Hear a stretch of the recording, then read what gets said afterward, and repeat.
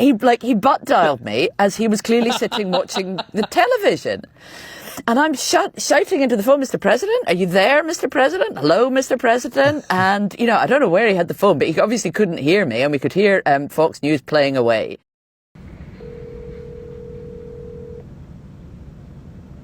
Good morning, Mr. President. It's Sarah Smith from the BBC here. Donald Trump's phone number is, I was going to say it's a very well-kept secret in Washington. That's not true. Lots of journalists have it and have taken to calling him up in the White House. But it's a carefully guarded secret among those who have it, of course. But yeah, I've had it for a few days. And we decided this morning to give it a go. So actually, I had to phone him 4 or 5 times, and it was going to voicemail. And then finally, the last time, after about 4 or 5 rings... He has voicemail? Yes, but it's not him. It's just like a recorded, it's like the standard recorded message saying, this caller is not available. This is Donald Trump. I can't come to the phone. Yeah, please leave a message. No, unfortunately not. So, of course, it's not really clear that you've got the right number when you just get this standard recorded message. But yeah, eventually it started ringing out. About the 4th or 5th ring. There's no formality to it, even though this is the President of the United States you're phoning. All you get is a gruff, hello. And so you just have to assume that's probably him. So he answered the phone. You told him you were from the BBC, but he didn't react to that. No snide remarks about the BBC? A bit later on, he did say the BBC needs to be careful, and he repeated that he has an issue with a Panorama documentary, which, as many people know, he is suing the BBC over in court at the moment. And so he kind of made a glancing reference to that and said, that he normally likes the BBC, but he was angry about that, and that we need to be careful if we want to maintain our global reputation. But which is probably a warning, about, don't take his words out of context, don't put words in his mouth when we're reporting about what he had to say on the phone call. But other than that, no, he seemed perfectly happy to chat. Right. No fake news, hang up the phone. So, I mean, you got through the gate, you got into a conversation with him. Had you planned out ahead of time? I mean, you must have planned out exactly what you were going to do and in what order in order to try to not scare him off, but to get it deeper into a conversation? Well, absolutely. But I have to say, I know that a lot of people who have managed to get him on the phone get a chance to ask him one question and he'll toss off an answer and then hang up. So if you see it reported that somebody had a brief phone call with Donald Trump, that usually means, it lasted seconds. They had one answer. So spent quite a lot of time trying to work out what the first question ought to be so that one that he would like and that he would talk about, but also that might give us some kind of newsline because it might be just one shot. And I was so worried about it being an incredibly brief call that when he seemed happy to stay on the phone for, close to 5 minutes, I was starting to think, I wonder what else I can possibly ask about, because I was so worried about it being brief. I hadn't really made a brilliant plan for it going on for a long time. So you wanted to hook him. You wanted to find a question that would pull him in. What did you go with? I knew that mentioning the King and the royal visit that's coming up in Washington next week would be something that he would want to talk about. We know how much he loves the British royal family, how excited he must be that the King and the Queen are going to be at the White House, that he's going to be hosting a state banquet, right? So that's something that would probably, put him in a good mood, maybe mean that he would want to talk to us. And also, it's a reason for him to talk to the BBC, isn't it? That he's got, the British King coming over to visit him. But how do you ask a question that you're going to get a substantial answer to more than just, are you excited that the King's coming to the White House? He's just going to say, yeah, he's very excited, he can't wait. Yeah. That's not exactly big news. So I specifically said, look, I'm sure you're looking forward to hosting the King and the Queen at the White House next week. At a time when relations with the United Kingdom are particularly difficult, do you think that King Charles can help repair that relationship? So that was a way of, getting into the slightly more substantial problems that there are between, in the special relationship. The way's been really critical of Keir Starmer recently, but leading off with a sort of gentle thing about talking about, the King being at the White House. And, it worked reasonably well in that he stayed on the phone. He was prepared to start talking to me about it and said that he's really looking forward to the King coming, that he's a fantastic man. And in terms of can King Charles help repair the relationship, he said, absolutely. The answer is yes. I know him very well. I've known him for years. He's a great man, and he thinks absolutely it'll be very positive. Right. So he he reacted well to the king. Did he have any harsh words about the UK from there? Did he acknowledge that the tensions were strained? Yeah, so the next thing I said was that you probably know Keir Starmer's in a lot of trouble in the United Kingdom.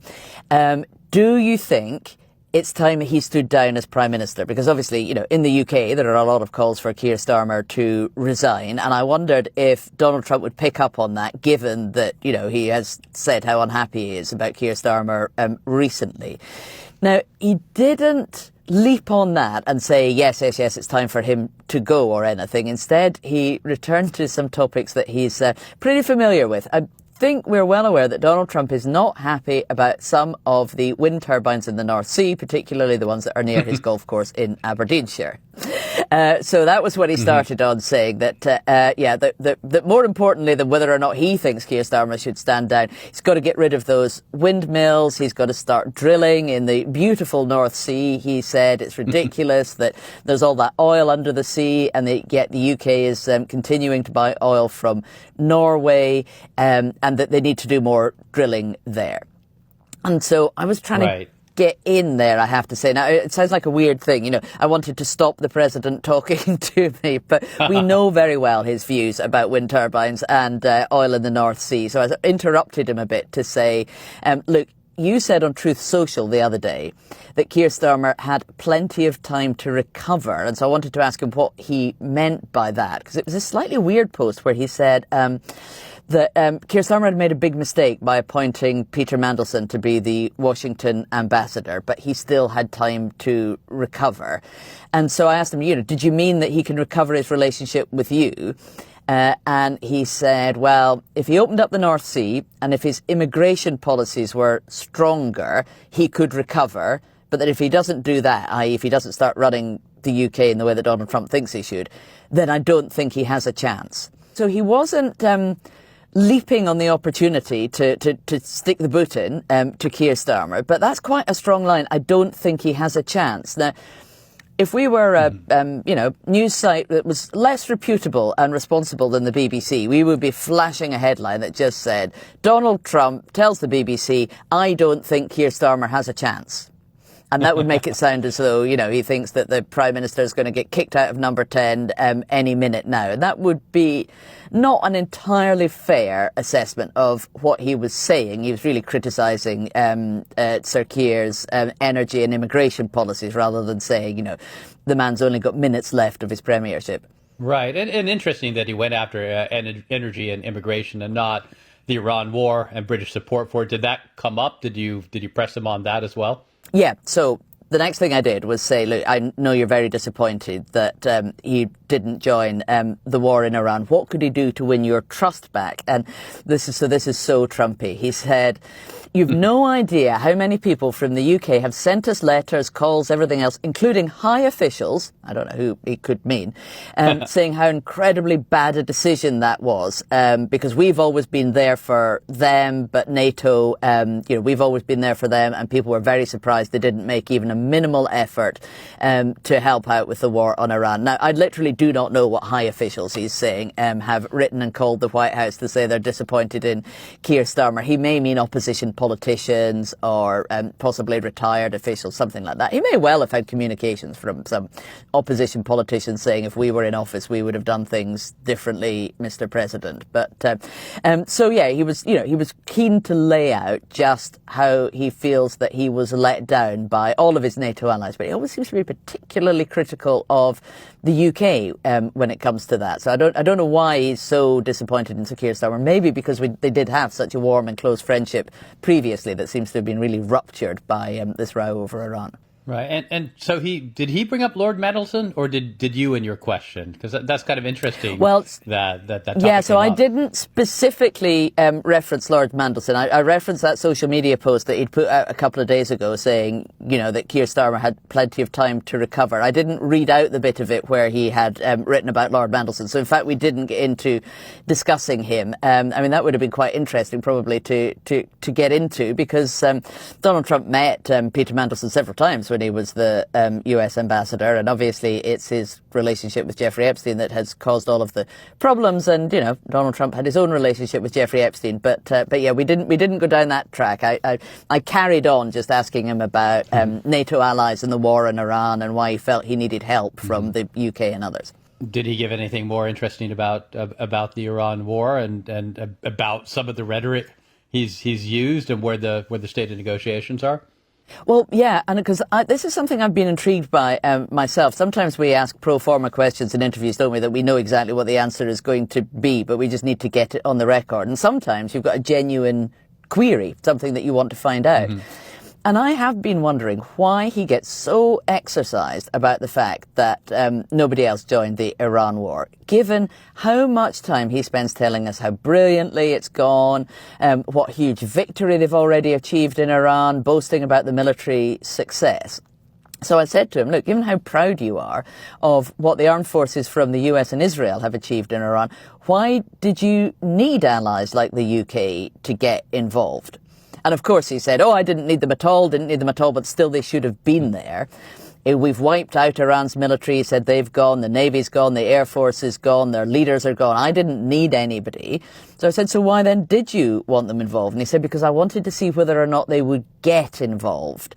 He said it was more of a test that these countries ought to have helped him. The US would have been there for them. They should have been there for America.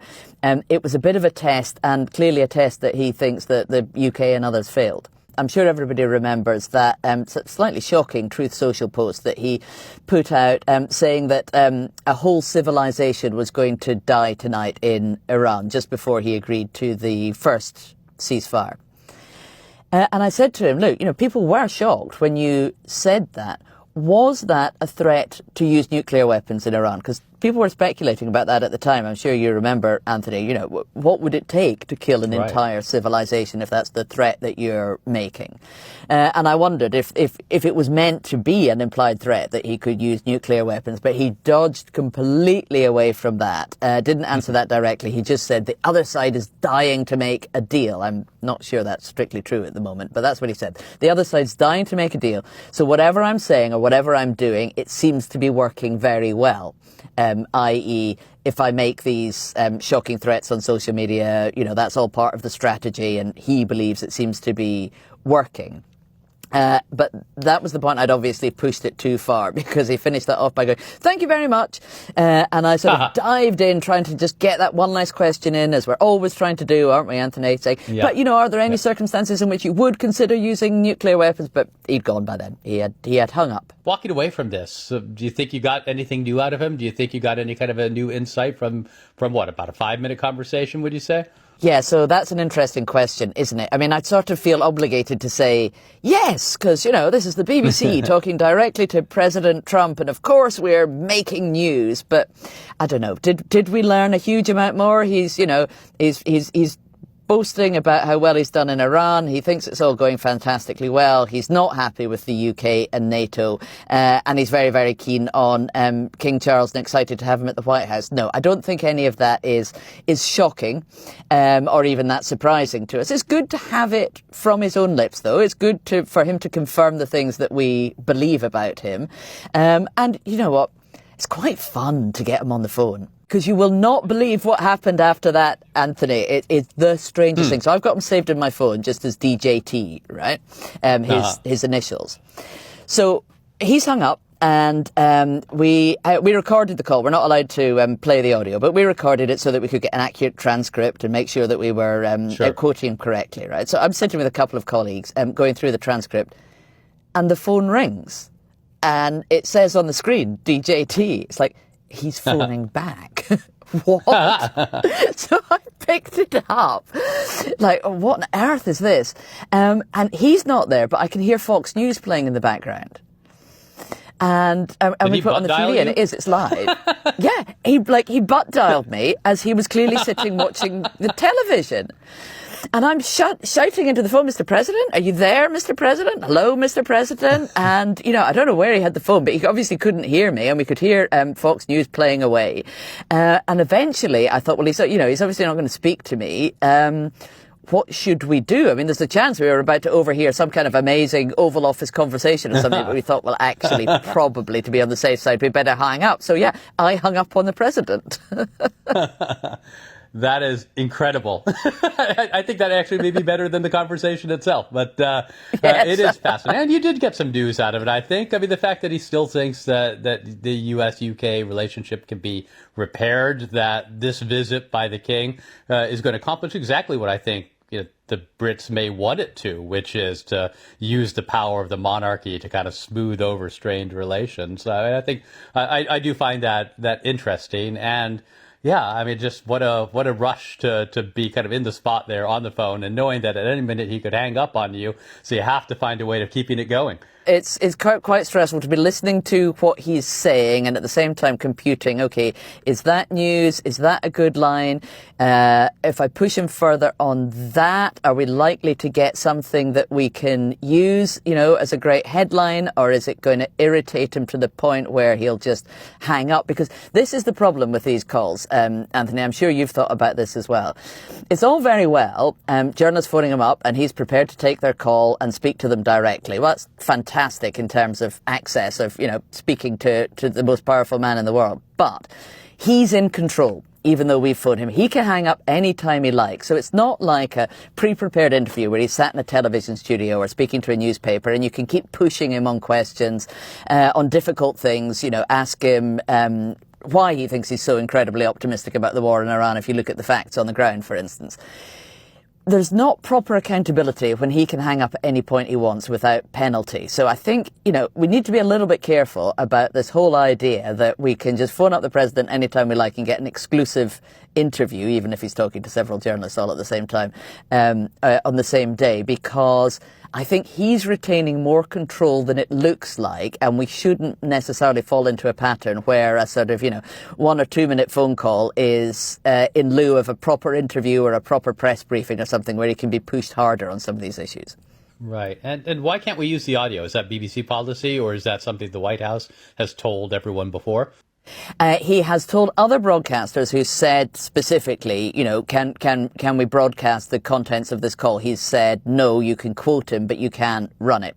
And that's kind of generally the way it's been anyway, because it's not, in the last few weeks, he's been taking more calls from journalists, but ever since he came into office, he has spoken to some of the big American network anchors and things on the phone, hasn't he? And we sometimes see them popping up on television saying, I've just got off the phone with the president and here's what he told me. They've never run the audio either. So that's obviously kind of understood between the broadcasters and the White House. All right. Well, this has been fascinating, Sarah. What a treat. And yeah, guard that cell phone carefully. You don't want it to get in the wrong hands. Yes, I should probably change what the number's stored under, shouldn't I?